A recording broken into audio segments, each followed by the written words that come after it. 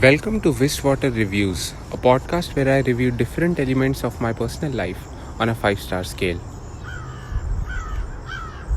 Ever since this pandemic started, all the gyms have been closed. And over the course of a few months, I realized that not going to the gym was way worse than I had anticipated. So I start running to keep the endorphins coming. I ran farther and farther every day. Until one day, I arrived at a vast field full of dense green crops. Me and my friend wonder, is it a man-made forest? Did someone plant these trees or did they just sprout from the ground?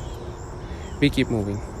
The best part about the run were the fruits we would get at the end of our track, where there was this great mulberry tree. We would eat the fruits of the tree for about 20 minutes every time. Eventually, the mulberries started getting scarce and soon disappeared altogether. Our runs became far less enjoyable, but we didn't stop running. And then one day, we saw 5 or 10 sunflowers in the field that we had initially thought was a forest. I was never someone to appreciate a flower. I had grown up watching Bollywood movies and flowers just seemed too cliché and cheesy to appreciate. A person with a bouquet of flowers seemed like a desperate try-hard, and the bouquet seemed like a liability of rotting carcasses with zero utility. People who liked flowers always seemed like irrational folks who liked flowers because society told them that they should like flowers. But still, I was mildly enthused because the few flowers meant that the entire giant field was a field of sunflowers. The next week we went there and lo and behold, there were sunflowers as far as the eye could see. They were tall flowers, they had no scent of their own, so the field didn't smell like anything. But the flowers were radiant. It was a long wait to get to its full bloom, but I understood the hype. The scenery was beautiful and immense and lively.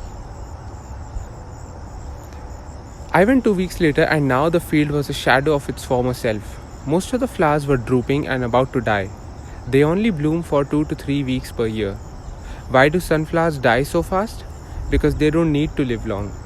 Despite blooming for a short time, sunflowers are notorious as species that rapidly expand and become invasive, which is why not a lot of people grow them in their gardens. The ancient Greeks have a story about sunflowers. In this story, Clytie, a nymph, is in love with Apollo. Apollo is the god of sunlight. Initially, Apollo loved Clytie back, but later he fell in love with the sea goddess. Clytie, in her jealousy, told the father of the sea goddess about his daughter's relationship with Apollo. The father punished the sea goddess by burying her alive. This made Apollo very angry, and in his anger, he made Clytie into a sunflower. Even as a flower, Clytie still loved Apollo. Clytie would spend all her day watching Apollo move across the sky in his chariot, all day, every day. And that is why sunflowers move to face the sun. But here's the thing, sunflowers don't move to face the sun. Once they have bloomed, they face east in anticipation of sunrise. They do follow the sun when they are in their budding phase, but once they bloom, they become too heavy to move. Which was a shocker to me. I had believed my entire life that sunflower was the exception to the static plant world, and it was the only flora in the world that would move at an appreciable pace. But no, that fact was immediately obvious to me when I saw the sunflower field for the first time at sunset, and all the flowers had their backs to the sun.